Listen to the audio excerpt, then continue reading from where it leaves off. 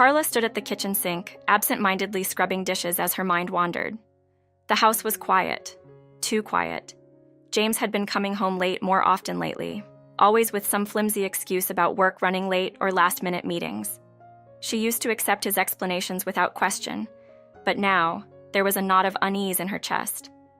Maybe it was the subtle changes in his behavior, the way he avoided eye contact, the extra care he took with his appearance, the way his phone never seemed to leave his side. She couldn't help but feel something was off. Every night she told herself she was overthinking, but deep down, she knew that her gut was telling her the truth. Something was wrong. As Carla dried the last dish, she heard the familiar sound of James's key in the lock. The door creaked open, and he stepped inside, his face flushed, his smile too wide. "Hey, honey," he greeted her, a little too cheerfully. Carla turned to face him, forcing a smile of her own. "How was work?" she asked, her voice casual, but she was already bracing for another vague explanation. "Same old, you know. Long day," James replied, quickly heading to the bedroom to change. Carla stood in the kitchen, her mind racing. She needed to know more. She couldn't live in this limbo of suspicion anymore. She grabbed her phone and quickly searched for the private investigator her friend had mentioned weeks ago. It felt extreme, but she had no other choice.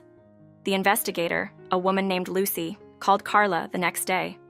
They arranged to meet at a small cafe where Carla could explain everything without being overheard. As they sat across from each other, Carla felt her heart racing. "I don't know if I'm being paranoid," she began, her hands shaking as she spoke. "But my husband's been acting strange. He comes home late, he's distant, and I think he's hiding something." Lucy listened attentively, her expression neutral but focused.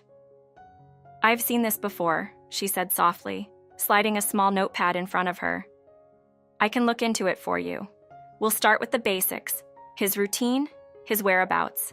If there's anything to find, I'll find it." Carla nodded, her throat tight. She hated feeling like this, but it was the only way to get the truth. Days passed, and Carla tried to act normal around James, though it was becoming increasingly difficult. She found herself scrutinizing everything he did, every phone call, every moment he spent looking at his screen, every time he left the house. She hated the growing paranoia within her, but she couldn't stop it.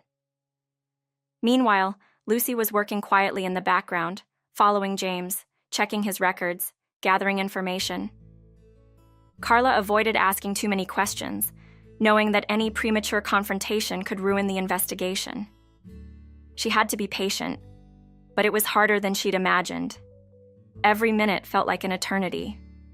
The waiting gnawed at her, and every time James smiled at her, she wondered if it was all an act. Then, one evening, Lucy called. "I've got something," she said, her voice steady but serious. "It's not what you might expect, but I think you should see for yourself." They arranged to meet the next day, and Carla spent the night tossing and turning, wondering what Lucy had uncovered. Was it an affair? Was James seeing someone else? Or was she wrong, and maybe there was nothing sinister going on after all? The next day, when Carla arrived at the cafe, Lucy slid an envelope across the table.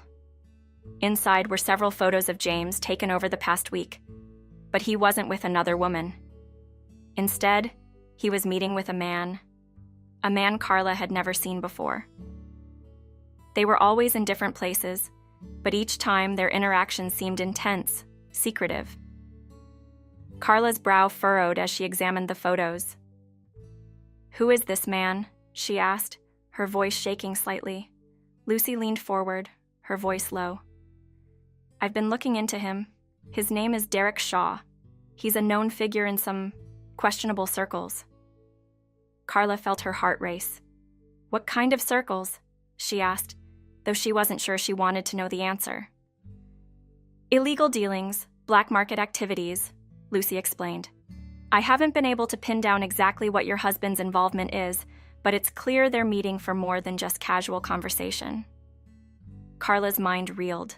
This was worse than she had imagined. It wasn't an affair. It was something far more dangerous. She felt her stomach drop.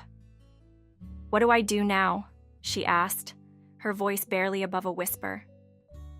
Lucy's face softened, and she gave Carla a sympathetic look. "You need to be careful," she advised. "If your husband is involved in something illegal, you could be at risk too. I suggest we continue monitoring him. Gather more information before you confront him. Right now, it's crucial that you don't tip him off that you know anything." Carla nodded, though her mind was spinning. How had her life taken such a sudden, dark turn? She had expected to find proof of an affair, but now she was plunged into a world of secrecy and potential danger. As she left the cafe, her legs felt weak and her thoughts raced. Who was James, really? Had she ever truly known him? The man she'd married seemed like a stranger now. That evening, when James returned home, Carla struggled to keep her composure. She watched him as he moved around the house, his demeanor calm and casual, as if nothing was amiss. But now, every word he said, every action he took, felt like a calculated move. She was on edge, terrified of slipping up and revealing that she knew something. She tried to ask subtle questions, probing him gently about his day, but James answered them smoothly, without hesitation. It only deepened her suspicions. If he was hiding something this big, he was good at it. Too good. As the days passed, Carla found herself living in constant fear, waiting for the moment when everything would unravel. She felt like a stranger in her own life. A few weeks later, Lucy called again.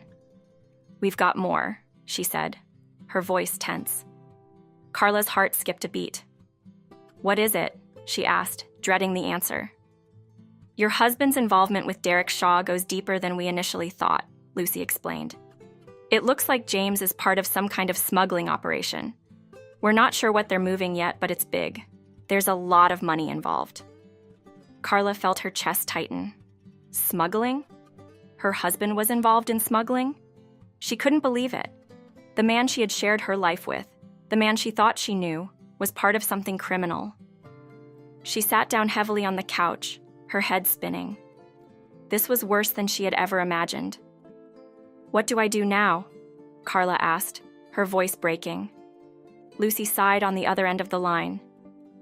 "You need to protect yourself, Carla. If this goes south, James could get caught, and you don't want to be caught in the crossfire.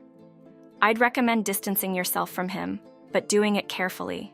He can't know you're onto him." Carla nodded, though fear gripped her. She had to play this smart, but how? Every day she spent with James felt like a game of chess, where one wrong move could lead to disaster. She began quietly making preparations, setting up a separate bank account, planning where she could go if things got dangerous. But every time James looked at her, she had to pretend that everything was fine. The tension in the house was unbearable. James seemed oblivious, continuing his secret meetings and coming home late as usual. But Carla was watching him now. Every move, every lie, and it tore her apart inside. She knew she couldn't keep this up forever. The truth would come out eventually, one way or another. One night, as she lay in bed next to James, staring at the ceiling, she realized that the man she once loved was gone. Or maybe he had never really existed at all. This James, the man wrapped up in illegal activities, wasn't the person she had married. She had to accept that. The next morning, she decided to leave. She would take their daughter and disappear before everything exploded. Carla packed a small bag for her and their daughter, careful not to leave any obvious clues. She didn't want James to realize what was happening until it was too late. She booked a hotel in a nearby town, far enough away to feel safe, but not so far that it would raise suspicion. That evening, she told James she was taking their daughter to visit her mother for a few days. He didn't seem to care, too wrapped up in whatever shady dealings consumed his time. As Carla drove away, her heart pounded in her chest, a mix of fear and relief. She wasn't sure what the future held, but she knew one thing. She couldn't stay in the dark any longer. It was time to take control of her life again.